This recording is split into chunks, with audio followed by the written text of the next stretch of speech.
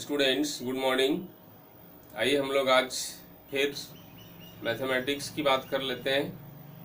हम लोग 9th class में चैप्टर 6 की बात कर रहे हैं, उस पर हम लोग कंटिन्यू हैं। बहुत ही आसान चैप्टर है यह।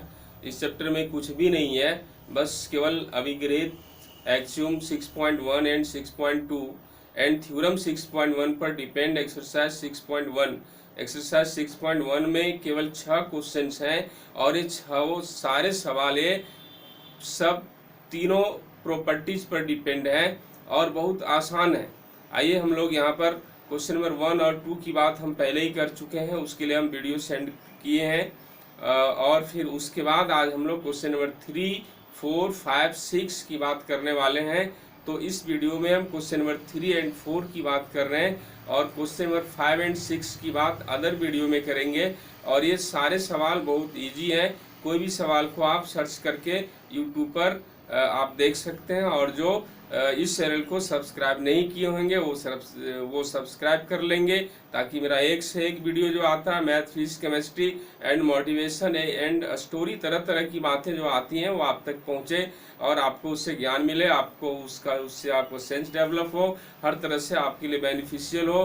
तो आप सब्सक्राइब जरूर करेंगे, लाइक जरूर करेंगे। आइए अब हम लोग आते हैं सीधे टॉपिक पर। टॉपिक की बात करते हैं, बहुत ही सिंपल है।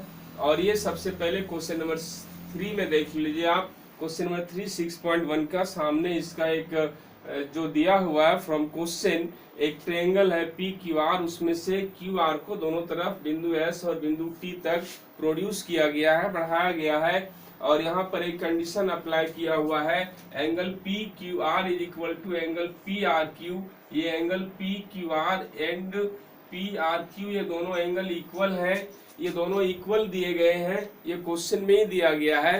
जब ऐसी बात कोई दी गई होती है सवाल में, खास करके ज्योमेट्री में, अदर मैथमेटिक्स में भी, तो इसका हम क्या करते हैं, ये क्यों दिया हुआ होता है, इसका हम क्या यूज करते हैं, ये बात सबसे पहले आपको समझनी। चूंकि हम बार बार कह रहे हैं इस बात को, रिपीट कर रहे हैं इस बात को, कि मैथमेटिक्स जानने का मतलब है कि अपने से हम क्या कर सकते हैं। केवल बनाया हुआ, देखा हुआ सवाल पर अपना दिमाग हम चला रहे हैं, बाकी अपने से एक थर्ड क्वेश्चन में, अनदर क्वेश्चन में, एक नए क्वेश्चन में कुछ नहीं सोच पा रहे हैं। जब कुछ नहीं सोच पा रहे हैं तो दैट मीन्स हम मैथमेटिक्स में इंटेलिजेंट नहीं है, मैथमेटिक्स में मेरा दिमाग तेज नहीं है, कॉमन सेंस तेज नहीं है। कॉमन सेंस तब तेज है, मैथमेटिक्स के लायक तब है, तब हमको ये, हम अपने आप को कह सकेंगे जब हम कोई भी नए सवाल में खुद से हर काम कर लेते हैं, सोच लेते हैं, सॉल्व कर लेते हैं, सब कुछ अपने आप से कर लेते हैं तब। और इसके लिए आपको हर एक छोटी छोटी बात पर ध्यान देना पड़ेगा, हर एक छोटी छोटी बात को समझना पड़ेगा, तभी आप ऐसा कर सकते हैं। तो मेरा कहने का ये मतलब है कि ये जो बराबर दिया हुआ है, इसका हम क्या करते हैं, या तो और भी सवाल में ऐसी बातें होती हैं उसका क्या करते हैं। तो स्टूडेंट्स यहाँ पर ध्यान देना है, इसका हम कुछ नहीं करते हैं, इसका हम केवल एक दूसरे के जगह एक दूसरे के वैल्यू को रख सकते हैं। ये दोनों इक्वल हैं, कभी जरूरत पड़े तो इसकी जगह वो, उसकी जगह ये वैल्यू पुट कर सकते हैं, इसकी जगह वो, उसकी जगह ये यूज कर सकते हैं, जरूरत पड़े किसी स्टेप में आगे तब। और इतने ही काम इसका है और कोई काम नहीं। इक्वलिटी का रिलेशन दिए जाने का और क्या मतलब है, एक दूसरे में रिप्लेस करने का मतलब है, जब जहाँ कहीं जरूरत पड़े, लेकिन कहाँ हमें जरूरत पड़ेगा, कहाँ हम रिप्लेस करेंगे, ये तो हमारा सेंस बताएगा। और उसके लिए आपको आप कंटिन्यू रहिए, आपका सेंस धीरे धीरे एराइज करेगा, आप एक इंटेलिजेंट स्टूडेंट मैथमेटिक्स में बनेंगे।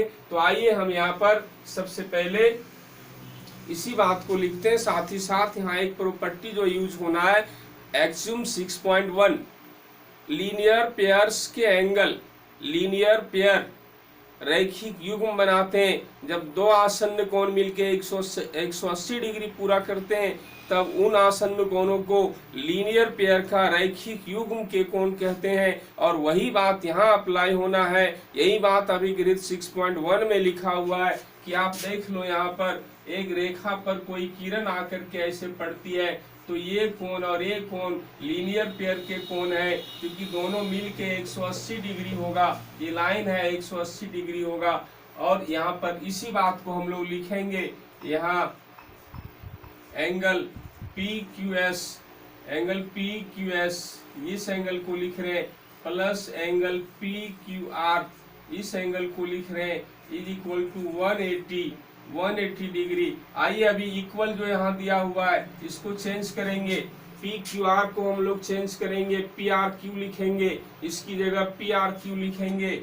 वही बात का फायदा लेना है इसका, पी क्यू आर को बदल के पी आर क्यू लिख देंगे, इज इक्वल टू 180। क्योंकि ये क्यों बदला, क्योंकि इक्वल है, ये दोनों इक्वल है, दिया हुआ है। आप यहाँ रेफरेंस दे सकते हैं, यहाँ इक्वेशन यदि देंगे तो यहाँ लिख सकते हैं फ्रॉम इक्वेशन 1, क्योंकि इक्वेशन 1 से ये चेंज किया गया है।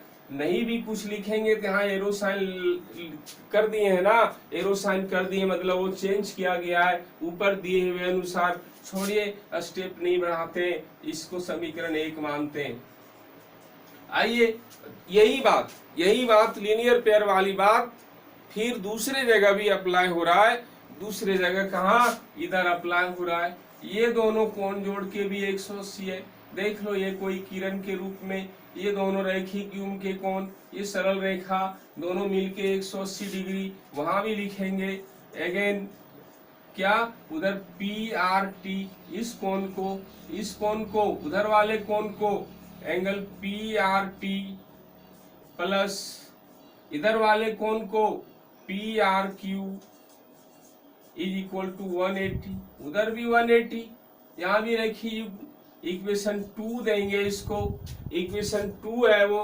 अब फ्रॉम इक्वेशन 1 एंड 2 इक्वेशन का कंपैरिजन करने के लिए आपको आना चाहिए, दो समीकरण में कैसे कंपैरिजन करते हैं, ये बात गणित में मायने रखती है। इस क्लास में नहीं, इस चैप्टर में नहीं, हर चैप्टर में, हर क्लास में इक्वेशन का जब कंपैरिजन करते हैं तब किस तरह करते हैं। यदि एक साइड इक्वल है तो अदर साइड ऑटोमेटिक इक्वल होता है, अदर साइड को भी इक्वल लिखा जाता है। कोई भी समीकरण में RHS इक्वल है तो LHS भी इक्वल होगा, LHS इक्वल है तो RHS भी इक्वल होगा। तो यहाँ पर यही बात है, यहाँ पर RHS इक्वल है 180 from equation 1 and 2, from equation 1 and 2 आप देख लो, RHS इक्वल है 180, सो LHS also इक्वल, इसलिए दोनों का LHS जो है वो भी इक्वल होगा। चूंकि दोनों 180 के बराबर हैं तो ये दोनों आपस में बराबर होंगे, LHS भी। वही बात को यहाँ पर लिखना है एज रिजल्ट, कंपैरिजन करने से रिजल्ट मिला RHS इक्वल तो LHS भी इक्वल। और यहाँ पर वही बात लिखेंगे, angle PQS plus angle PRQ is equal to इसका LHS PRT plus angle PRQ। देखो RHS इक्वल था इसलिए LHS को इक्वल लिखा गया दोनों के, ये कंपैरिजन से रिजल्ट मिला। और इस रिजल्ट में हमें क्या देखने को मिलता है, झलक रहा है PRQ इधर भी, PRQ उधर भी। जब बराबर के दोनों साइड एक ही टर्म हो और सेम साइन हो उसका, प्लस में, इधर भी प्लस में उधर भी प्लस में, बराबर के एक बाईं तरफ एक दाईं तरफ सेम है PRQ, सेम है PRQ, प्लस चिन्ह भी सेम है, तो इस केस में दोनों को कैंसिल कर दिया जाता है, दोनों को हटा दिया जाता है। ऐसा मैथमेटिक्स का नियम है। लेकिन चिन्ह अलग अलग हो तब नहीं, यहाँ प्लस है उधर माइनस होता तब नहीं, इधर प्लस होता इधर माइनस होता तब नहीं, चिन्ह अलग अलग होता तब नहीं। लेकिन चिन्ह सेम होता, इधर माइनस उधर भी माइनस तब भी हटा देते, इधर प्लस उधर भी प्लस तब भी हटा देंगे। और ये सेम रहने के कारण हट गया, इस तरह काट देते हैं, कैंसिल कर दिया। अब जो बचा रिजल्ट हमारे पास, रिमेनिंग जो टर्म्स बचे वो लिखे जाएंगे। क्या बचा, बाईं तरफ PQS बचा इज इक्वल टू दाईं तरफ PRT बचा। और यही हमें प्रूफ करना था, PQS बराबर PRT, यही शो करना था। PQS is equal to PRT, यही शो करना था और ये शो हो गया। लिख देंगे प्रूफ, ये शो हो गया। कितना सिंपल है, देखा। सबसे इजी सवाल है क्वेश्चन नंबर 3। अब क्वेश्चन नंबर 4 पर आते हैं। ये हमारे पास क्वेश्चन नंबर 4, क्वेश्चन नंबर 4 देखिए, यहाँ सामने इसका फॉर्मेट है। ये सवाल में क्या दिया हुआ है, फ्रॉम फिगर एंड क्वेश्चन, ये प्रश्न से और आकृति से ये बात क्लियर है कि x plus Y is equal to Y plus Z. ये भी दिया हुआ है, जिस तरह यहाँ इक्वल का रिलेशन था यहाँ भी इक्वल का रिलेशन है। और फिर आपको कह रहे हैं क्यों दिया है, क्या करेंगे इसका, तो यूज करेंगे एक दूसरे के जगह। x प्लस वाई के जगह y प्लस जेड लिख देंगे कहीं, या y प्लस जेड के जगह x प्लस वाई लिख देंगे। कहाँ लिख देंगे, जहां हमें आवश्यकता होगी लिखने की, जहां पर ये कंडीशन शो होगा कि यहाँ लिखना चाहिए, वो दिमाग बताएगा। और आइए ये एक दूसरे में तो रिप्लेस करेंगे।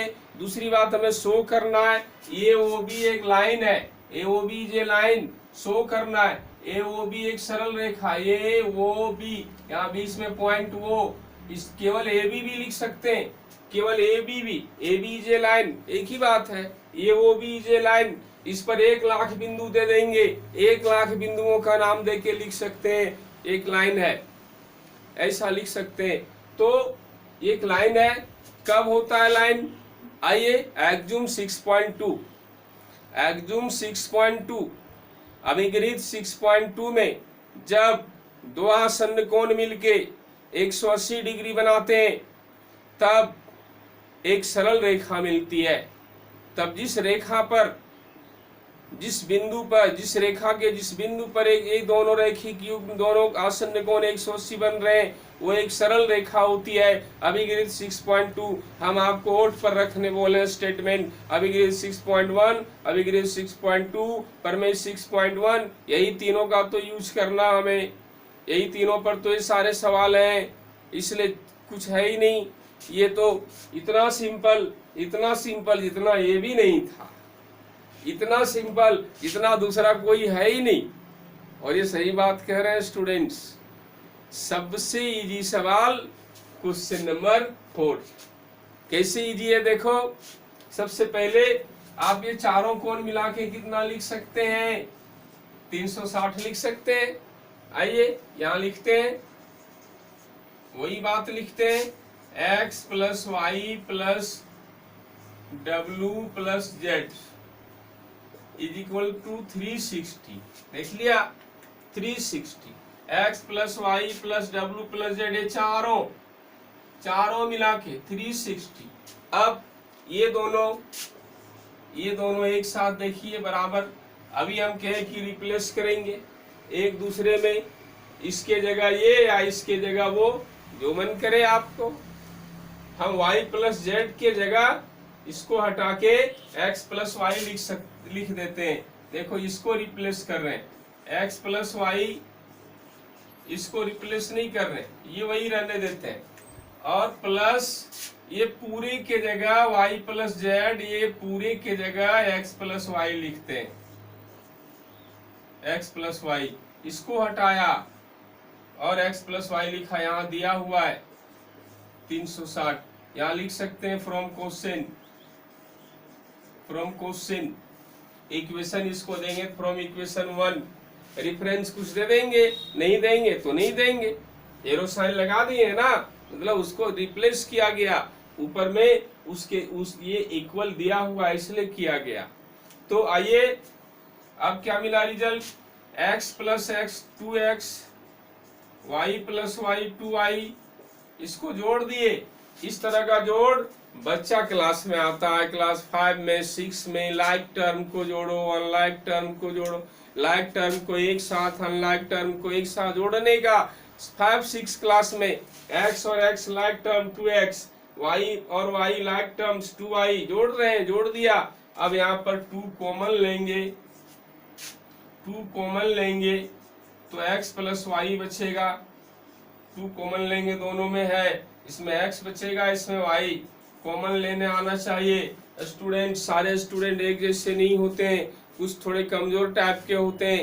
ये छोटी छोटी बातें सीखनी है, ध्यान से सुनना है, ध्यान से सीखना है। मैथमेटिक्स बहुत इजी है, ध्यान से सुनेंगे तब, नहीं तो पहाड़ भी है।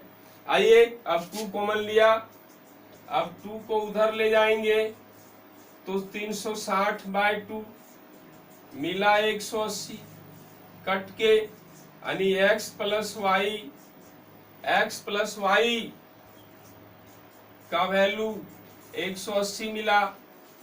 अब x प्लस वाई 180 मिला, इसको यदि समीकरण दें आगे रिजल्ट लिखेंगे तो ये x प्लस वाई देख लो, ये दोनों रैखिक युग्म, एक ही तरफ रैखिक युग्म x प्लस वाई मिलके 180, अभिगृत 6.2, जब दो आसन्न कोण मिलके 180 डिग्री होते हैं तब एक सरल रेखा होती है वो, और इसलिए हम सीधे लिखेंगे, अब आगे लिख रहे हैं, अतः अभिगृत 6.2 से डायरेक्ट 6.2 से ये समीकरण 1 में दोनों मिलके 180, इसलिए अभिगृत 6.2 से ये वो भी एक सरल रेखा है, क्योंकि सरल रेखा पर ही 180 बनता है दो आसन्न कोण, इसलिए 6.2 से ए वो बी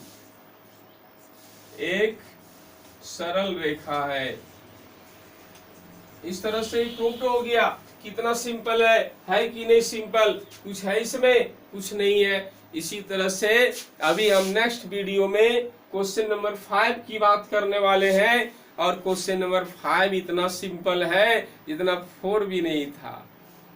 5 तो और सिंपल है, और 6 की बात तो करो ही नहीं, उतना सिंपल तो और दूसरा है ही नहीं। तो आइए अब आगे देखते हैं हम लोग नेक्स्ट वीडियो में। इस वीडियो में इतनी ही बात, आप इसको फॉलो करेंगे, बहुत सिंपल क्वेश्चन आंसर सॉल्यूशन है ये। आइए, धन्यवाद।